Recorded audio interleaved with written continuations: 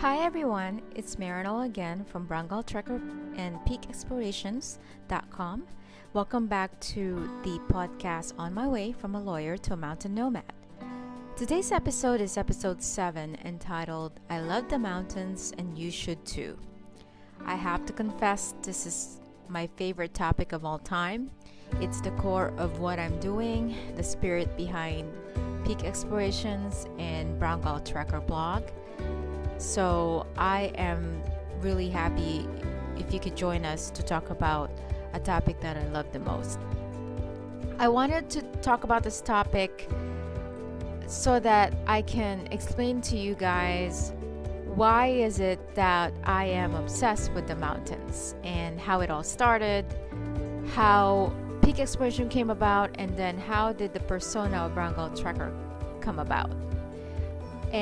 But before I dive into that, I do want to announce to everyone who's listening that Peak Explorations now has a Facebook group page, or actually group, not page, and you can join us as part of our community. In it, it's a special place for questions about international trips, solo or otherwise. If you're planning something, we have a lot of people who have experiences being overseas, and they would be able to share their experiences mountain trekking in other countries worldwide. And of course, that includes my experience as well.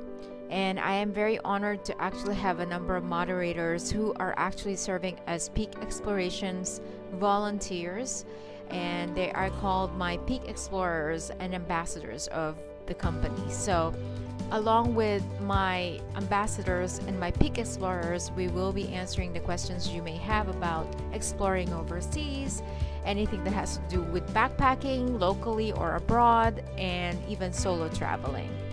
And as part of the announcement, I do want to note that Peak Explorations and Brangal Trekker have launched workshops in the DC metro area. These workshops are geared towards solo travelers and also some photography skills that I'm doing. Workshop with a friend who's actually been working with the National Forest Service, who's very experienced with using smartphone photography. That's an awesome workshop to join. We also have a workshop for backpacking basics 101 for women and also co-ed. So check that out. And finally, and check it out on the website Peak Explorations. You will find it under the public speaking portion of the website. And finally, I do want to note that we also have a new meetup for the women in the DC metro area or even beyond, because we do have trips all over. It's called Women Explorers on the Move. You can check it out on Meetup. It's under Washington, D.C. as the location. And sign up, and there are a lot of events coming up for the women. So moving on, the topic today is all about why is it that I am obsessed with the outdoors, specifically hiking, trekking, mountains. I have to confess that this wasn't something that I grew up with. As some of you may know, I grew up in the Philippines, in Manila, so it's a big city with a lot of people. There isn't a lot of opportunity to trek when I was a kid. This wasn't something that my parents introduced to me at all. My upbringing, you wouldn't even think I would be a hiker based on my upbringing and my childhood. So I'm not one of those people who got acquainted with the wilderness early on. It's almost as if it was a late discovery on my end. But nonetheless, I'm happy about the timing because that's always a part of me wishing that I learned about hiking and trekking when I was a kid. But actually it may not be a bad thing that I later discovered it. It's almost a special moment in my life where I learned on my own what my passion is instead of someone just telling me go trek when I was a kid. No one told me to go in the mountains. I didn't even discover it till I was actually out of law school and happened to move to DC. So I was already in my mid-20s when I discovered it, really. So I am coming from that angle, not from someone who's been taught by parents or friends or families when I was a kid. So I wanted to note that because I want to emphasize that sometimes the passion that we have for something in our lives can happen later on, and there's nothing wrong with that. Sometimes it makes it more special and more valuable to us when we discover something at a later age. So it's never too late to find that passion. Who knows what else I'm going to discover when I get older, right? It's kind of an exciting thing to think that, because it makes you feel like you're actually going to just keep going and forging ahead with the idea that the best is yet to come. For example, who knew I would be doing podcast and be talking for a few minutes like this? I never really thought I could talk so much and be able to tell people stories. But I'm actually realizing how much fun it is for me. And I am enjoying the process. So that's great. So, the mountains. I discovered mountains when I was in Washington D.C. and the first time I tried it, that I tried hiking the first time, it was very, very painful for me. I went with a fast group, and so I actually had a horrible time. But I stuck with it, and then later on discovered how magical the whole thing is. So, in terms of just why someone should love the mountains and why I love it, I'm going to share with you my own personal experience with it and what it has done to my life. For one, I think the one innate thing that happened to me is that I grew up. I actually grew as a person. I can't think of anything better to teach you about life than spending time in the mountains and learning about your limits and strengths. I know that sounds a bit cheesy in some way and very poetic, but it's actually very true. I can't remember a time when I went out there and didn't learn a thing. In fact, every single moment I had with the wilderness, I always come back having something to remember and live by. So, the more you spend time outside, the more you actually grow as a person, and it's almost as if you feel like as if you're this plant or tree that just won't stop growing. And it's a great feeling because you always have something to look forward to when you go outdoors, and it's not just going to be about the adventure and the stimulation externally. You realize despite whatever's going on outside, there is an inner process going on as well. And that actually is the more important component of this whole thing, is the inner process that you're going through.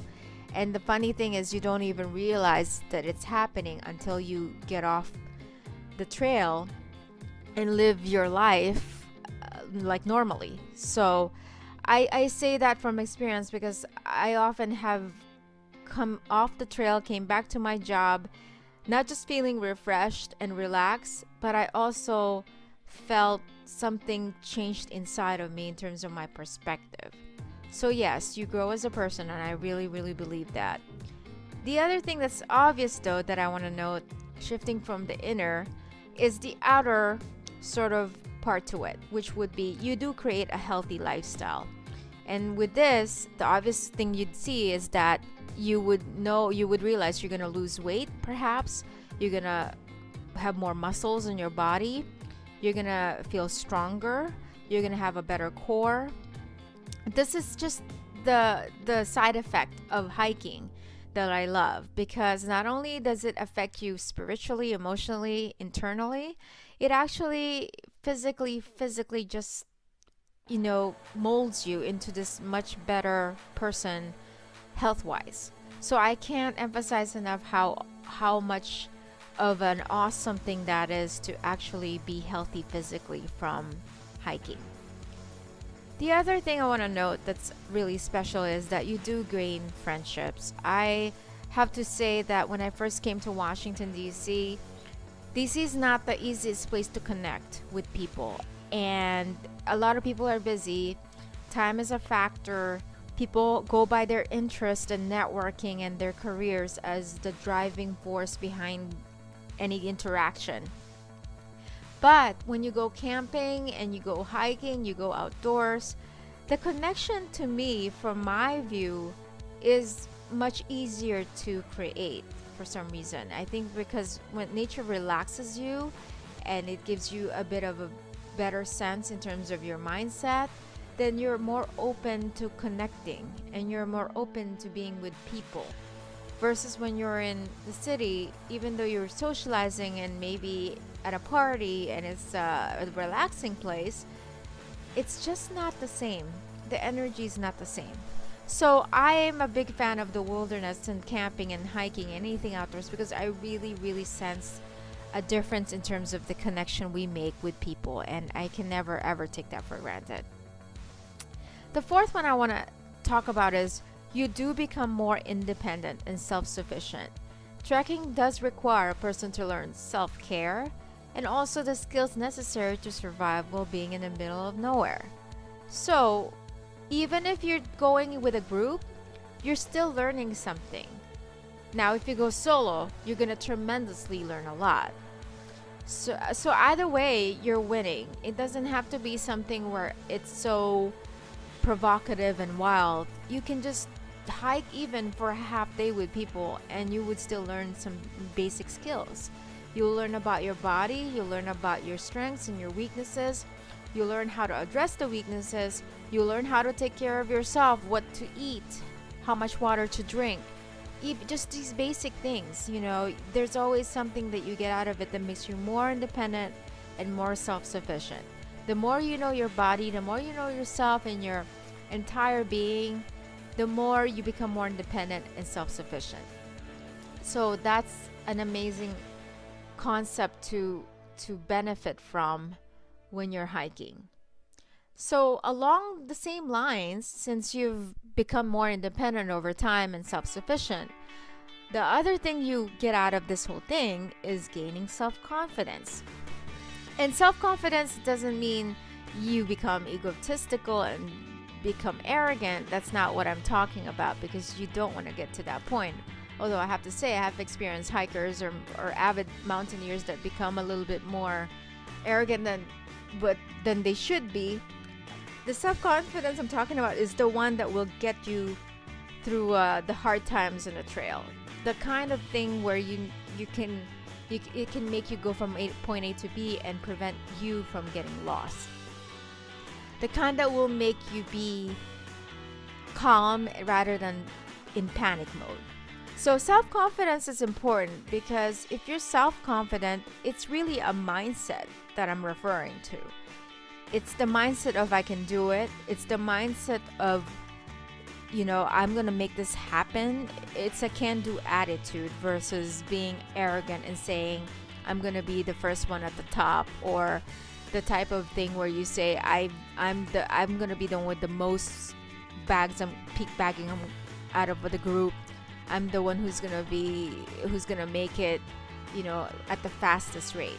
So that's a different kind of self-confidence, and that's being really arrogant in many respects.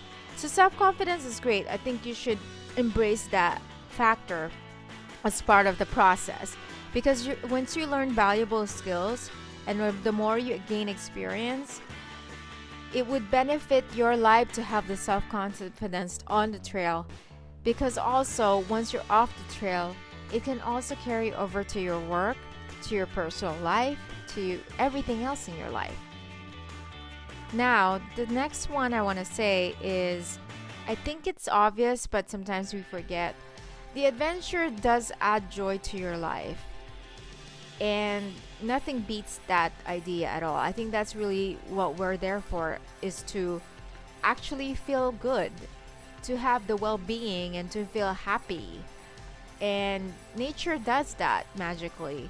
It gives you the nurturing that you need. It gives you the time off. It gives you the space to think. And then you come back with a story that you can share with everyone. The memories that you get out of it are your possessions from the adventure. And so the joy that you have, the amazing thing about this is that the memories serve as a way for you to tap into that joy that you felt at the moment. And I can't count how many times I think about certain places that I've been to, and then I end up smiling because every time I think about the place, I still feel the feeling that I had when I was there standing on the peak or just standing by the river or the valley. It does have this lifetime effect of you experiencing certain feelings and emotions that are just really priceless. So that's a great thing. And finally, I think the one last thing I want to note, I know there are so many benefits, to be honest, and it's a personal thing. Everyone's going to have their version of it, and I'd love to hear from people what benefits they've had from hiking and being in the outdoors. I'd love to share and have talks about that. One last thing I want to say here is to note that for me, the most important factor is that I'm able to just connect with my inner self. And the best benefit really is that the nature that we immerse ourselves in has the power to help us connect with ourselves from within. And what we really are inside is love. And whenever you're out there and you feel this lovely sensation, seeing the sunrise or the sunset, or waking up in the morning and you hear the birds chirping and you hear the river, the water flowing, it's that feeling, right? It's that feeling of peace and calmness and just a feeling of love. And that to me is the most important factor for me. And when I get in those moments that I only get really when I am in, in nature, I just really get addicted to that in some ways. And that's what I crave when I end up coming back home to the city. One thing I really crave is the fact that I miss connecting with myself in a much calmer, deeper level. But this is for you to experience. No matter how much I emphasize this part or talk about it, it's something to be experienced and not talked about or preached about, to be honest. And that's just how it goes. So now this brings me to, what did I do after discovering mountains? What did I do then? What made me decide to create Brown Gull Trekker? So over the past 12 years, I've been doing a lot of hiking and spending time in the outdoors. And of course, the obvious reason why one would start writing is to basically make note of their stories and to document their stories, right? So that's the obvious reason. But Brown Gull Trekker actually evolved, and it took me a while to create it because I've had a few blogs before I started officially blogging. And it was just a trial and error. I wanted to just try to see how I feel about writing and sharing my stuff with people. And it just evolved over time, and it was a self-discovery. I think Brown Gull Trekker was created to sort of actually create this better version of me in a lot of ways. To me, Brown Gull Trekker means that person who takes risk, who would go solo on a trek or go solo on a travel and go overseas by herself and not fear anything. And even if she does fear it, she'll overcome it by still doing it anyway. So when Brown Gull Trekker was created in my head, it actually helped me cope with a lot of different things in my life on a personal level. Whenever I got into a tough situation at work or in personal life, I always think about Brown Gull Trekker because she's my alter ego and the person that I always think about, that in a way actually inspires me, which is kind of weird because I'm like inspiring my own self. But there is that component to it where I feel every time I feel negative or sad or just upset about something in life or scared, I think about that alter ego and remember all the things she's done.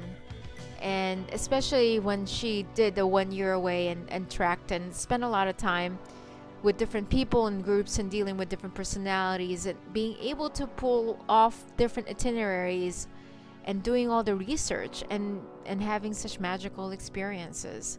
So Brown Gull Trekker, I think, is something that will stay with me because it is an inspiration for me personally. So because I found her as part of me, I feel like at some point I was ready to share it with the world.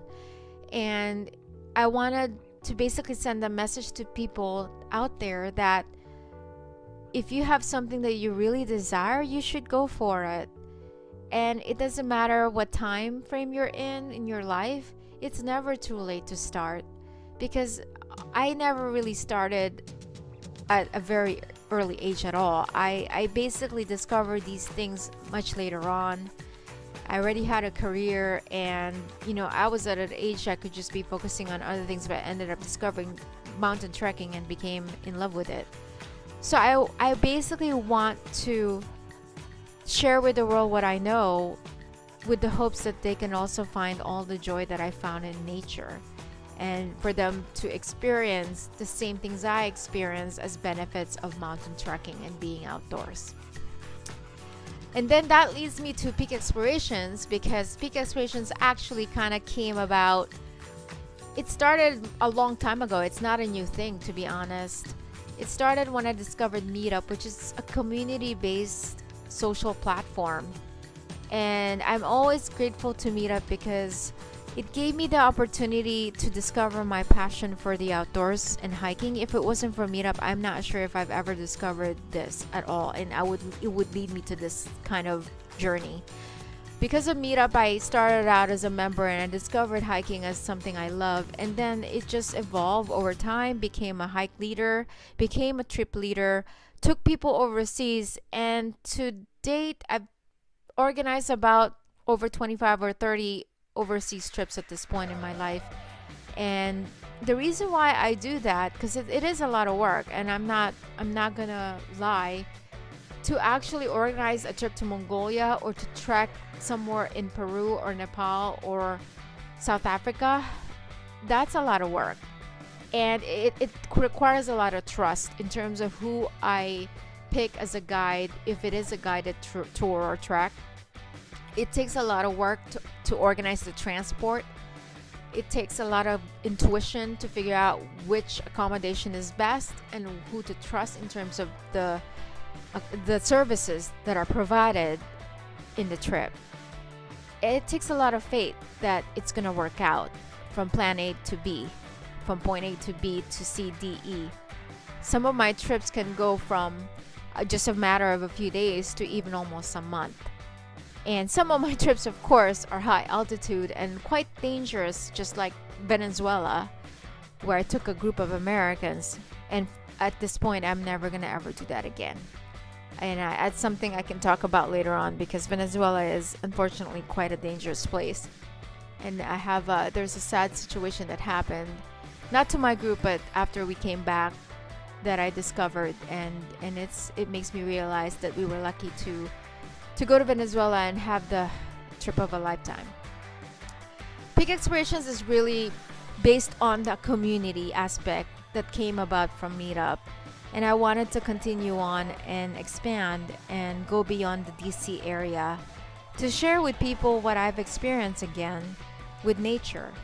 So everything I do now with Brown Gull Trekker and Peak Explorations has to do with being able to share the feeling that I've experienced being in the wild and being in the mountains. There's just that drive and that pull for me to do that for some reason. There are days I feel sort of like flustered by the whole thing because it's a lot of work, and I'm gonna be honest, it's been one hell of a ride this past month with dealing with my website being redesigned and dealing with my mom passing and traveling and doing all these things and trying to figure out what to do with my current job situation. But it's all worth it. I know it's all worth it in the end, because it's really changing people's lives when they sign up for the trip and they join a trek. And that's really what it's meant to be, because after all, where this all came from is from someone like me, and someone who actually felt that her life changed drastically, tremendously, because of the outdoors. It does create a lot of healing for me as a person, and especially with the loss of a loved one lately, it is a place for me still to find peace and to find that healing that I need. And outdoors to me is the best medicine for anything and everything in life. It's a way to just really be who you are without being judged by anybody. So with that said, I would encourage you guys to check out the new website for Peak Explorations. It's been redesigned. I'm really excited to share with you the new treks that we have on there. We actually now have a few treks to Peru, including all-women trek in November. We also have the Off the Beaten Path Choqquequirao to Machu Picchu trek scheduled for November as well. And then we also now have the Kilimanjaro all-women trek in February 2018, with all the other Kilimanjaro dates that we have for August, and I think there's one in December as well. So we still have the regular treks. We even have South Africa scheduled for October, and then Nepal trips are scheduled for Annapurna Circuit in November. So there's so many things going on. I would love for you guys to come drop by, subscribe if you haven't. And there's still a lot of other things happening, but I think at this point I've said enough about why it is that I'm driven to go out there and hike for the rest of my life, and what the passion is about and what the fire is behind both Brown Girl Trekker and Peak Explorations. So with that said, I hope I convince you guys to consider being in the outdoors if you haven't been spending time in it yet. And if you're a beginner, definitely I recommend checking it out. We do have workshops, as I said earlier, so if you're a bit scared of trying it out and not sure what to do with backpacking or traveling, you can check out peakexplorations.com and go to the public speaking page, and you'll see the workshop dates.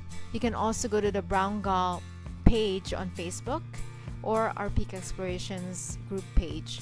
I will put all the information below this podcast so that you have all the links that you need. So I hope to see you guys on the trail one day, whether it's in the US or overseas. And for our next podcast, I'm really excited to have some guests coming up to talk more about nomadic stuff and issues, especially how we overcome these things. So watch out for the next coming episodes. Until then, you take care. Bye-bye.